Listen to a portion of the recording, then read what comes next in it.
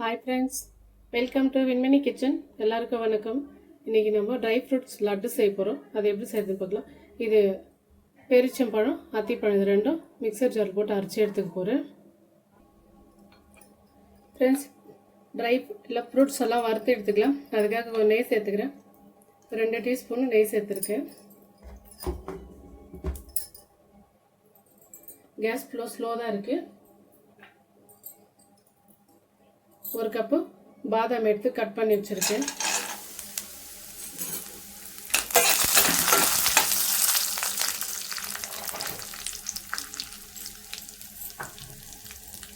இது sunflower seeds,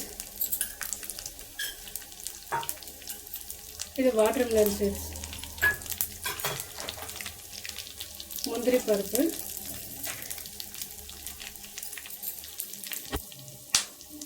இது பூசணி விதை,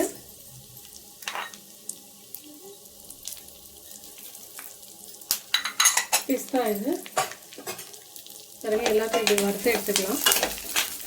சவுண்டு கேட்குது பாருங்க, படப்படன்னு.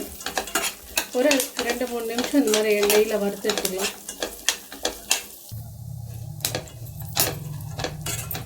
நம்ம நெய்யில் வறுத்துட்டு செஞ்சோம்னா நல்லாயிருக்கும் டேஸ்ட்டு, சாப்பிட்றதுக்கும் கெட்டும் போகாது. நம்ம வறுத்துட்டு செய்யும்போது அதே மாதிரி இந்த ட்ரை ஃப்ரூட்ஸ் லட்டு வந்து உடம்புக்கு ரொம்ப நல்லதுன்னு. கேஸ் பாருங்கள், ஃபுல்லாக லோ ஃப்ளேமில் தான் வச்சுருக்கிறேன். ரொம்ப ஆன் பண்ணோம்னா பருப்பெல்லாம் சீக்கிரம் தேஞ்சிடும். ஒரு 2 நிமிஷம் லேட் ஆனாலும் பரவாயில்ல, நம்ம லோ ஃப்ளேமில் வச்சு வறுத்தாதான் நமக்கு நிதானமாக வறுப்படும். எல்லாம் ஒன்று சேர்ந்து பாருங்கள், நல்லா வறுப்படுது. நமக்கு எப்படி பட் பட்டுன்னு சத்தம் கேட்குது பாருங்க. நான் ஏலக்காய் மறந்துட்டேன், இப்போ சேர்த்துக்கிறேன். இந்த சூட்லேயே அதை வறுப்பட்டுடும். போதும், நல்லா வறுப்பட்டுடுச்சு. நான் இப்போ இதை ஒரு பிளேட்டுக்கு மாற்றி பாருங்க, நல்லா ஆறிடுச்சு. இப்போ மிக்சர் ஜாரில் போட்டு கொஞ்சம் கொரப்பாக அரைச்சி எடுத்துக்க போகிறேன். ஏன்னா ரொம்ப பெருசாக இருக்கிற மாதிரி தோணுச்சு எனக்கு, அதனால தான். நான் திரும்ப இன்னொரு டீஸ்பூன் நெய் ஊற்றிக்க போகிறேங்க. பாருங்க, இதில் 2 டீஸ்பூன் ஊற்றிருக்கேன். கேஸை ஸ்லோ பண்ணிக்கிறேன்.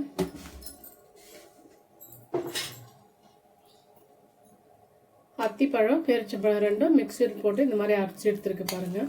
இப்போ இதை இந்த நெய்யில் சேர்த்துக்கலாம்.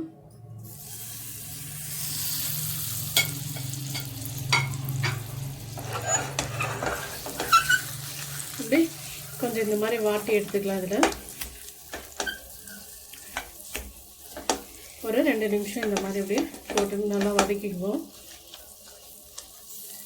அப்போ தான் நமக்கு ஒரு வாரம் வரலாம் வச்சுருந்தோம்னாலும் கெட்டு போகாமல் இருக்கும். அதுக்காக தான் இது. ஏன்னா அத்திப்பழம் வேறு கொஞ்சம் சுடு தண்ணியில் போட்டு ஊற வச்சுருந்தேன். அதுக்கு இந்த மாதிரி வதக்கிட்டு பண்ணும்போது நமக்கு இன்னும் டேஸ்ட்டாகவும் இருக்கும், கெட்டு போகாமல் இருக்கும்.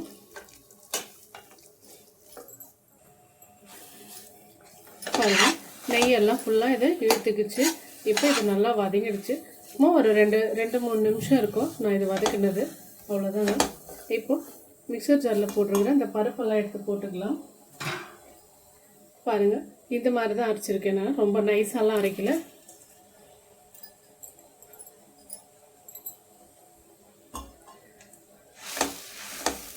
இதுக்கு வேணும்னா சர்க்கரை பாகு கூட லைட்டாக எடுத்து ஊற்றி ஒன்றா இதில் போட்டுக்கலாம்.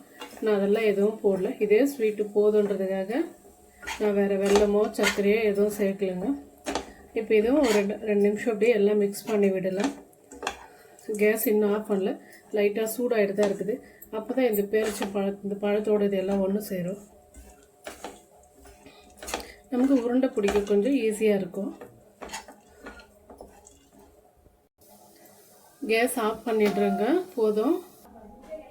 பாருங்க, கை கொஞ்சம் நெய் தடவிக்கலாம். அப்போ தான் கையில் ஒட்டாமல் வரும், அதுக்காக தான்.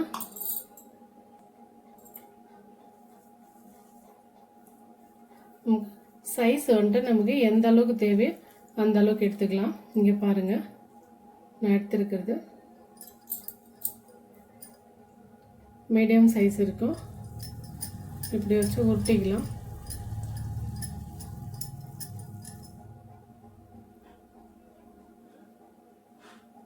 நல்லா அழகாக வந்திருக்கு பாருங்கள். இதே மாதிரி எல்லாம் உருட்டி எடுத்துக்கலாம். எல்லா உருண்டையும் கரெக்டான சூடு இருக்குது. ரொம்ப சூடு இல்லை, ரொம்ப சில்லுன்னு இல்லை. இங்கே பாருங்கள், இப்படி கையில் வச்சு இந்த மாதிரி இப்படி உருட்டிக்கலாம்.